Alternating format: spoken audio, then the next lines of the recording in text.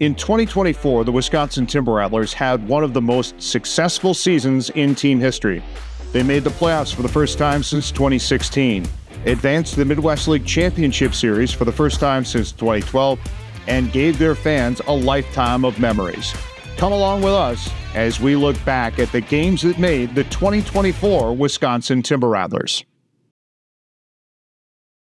The Wisconsin Timber Rattlers went into a rare Sunday night game on May 26, 2024 against the South Bend Cubs in a tight spot.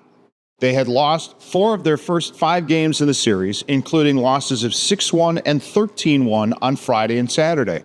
Plus, Wisconsin had spent most of the month of May in first place in the division, but they saw the Cedar Rapids Colonels move into first with a hot streak against the Peoria Chiefs, while the Rattlers were struggling during this series against the Cubs. The Colonels had won earlier in the day on Sunday, and the Rattlers needed this win against the Cubs, or they would see a game-and-a-half lead in the division from earlier in the series turn into a game-and-a-half deficit going into Memorial Day with not a lot of time left in the first half. The Cubs wanted to play spoiler that day, and they almost did. Wisconsin did not yield and showed a next-man-up mentality that made this one of the games that made the 2024 Timber Rattlers. As with most things in 2024, Yadier Arianamo was right in the middle of the action.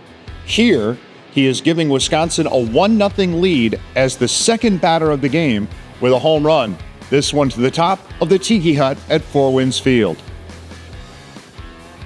And here is Arianamo again in the third inning with a 2-run single to score Jeremy Vargas and Dylan O'Ray for a 3-0 lead. Back-to-back RBI doubles by Luke Adams and Matt Wood in the same inning gave Wisconsin a 5-0 advantage.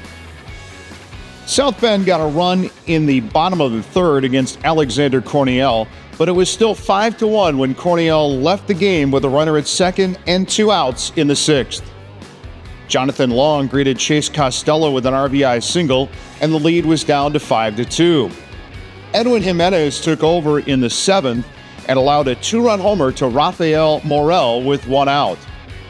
And a 2-out RBI single by Jefferson Rojas tied the game. Neither team threatened to score through the rest of regulation. Wisconsin got back in front in the 10th inning on a sacrifice fly from Eduardo Fernandez. The Cubs, though, would tie the game in the bottom of the 10th despite a great play by Arianamo at third base. The throw home after a diving stop off a hard-hit grounder by Rojas beat Brett Bateman to the plate, but the ball popped out of the glove of Ramon Rodriguez to even the score 6-6. Make a note that Arianamo started the game at short, but moved to third in the bottom of the 10th for Adams after Gregory Berrios pinch ran for Adams in the top of the 10th. So, we went to the 11th inning, and it looked like Wisconsin had put this one in the win column with some daring base running and a bad throw from the Cubs. First, Terrence Dostin, the placed runner at second base, advanced to third with a great slide after a grounder to short off the bat of Vargas. O'Ray followed with a tapper back to the mound. However, Cubs pitcher Carlos Reyes looked to third, looked to second without making a throw. Then he threw wildly to first. Dostin and Vargas both scored, while O'Ray raced around to third base. Arianamo would knock in O'Ray with a sacrifice fly to make it 9-6. It was his 4th RBI of the game. The bottom of the 11th is where the drama went into overdrive. Long started the inning at second base for the Cubs, but only made it to third on a double by Ethan Hearn that went off the wall and right. Jordan Wogu plated the first run of the inning with a sacrifice fly. Then, Jimenez walked Parker Chavers on a 3-2 pitch and hit Morel to load the bases with 1 out. Jimenez missed with ball 1 to Bateman and had to leave the game with an injury. Steven Cruz was on the emergency duty and was called in cold from the Timber Rattlers bullpen with the winning runs on base and a raucous crowd urging the Cubs on to a comeback victory.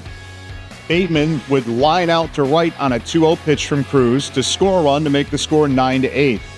This set up a confrontation between Cruz and Pedro Ramirez, one of the Midwest League's top hitters who had driven in South Bend's first run of the game.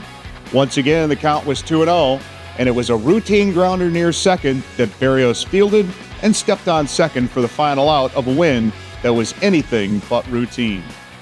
Cruz looks at second, comes home 2-0. Ground ball up the middle, behind second, Berrios steps on second, and this ball game is over.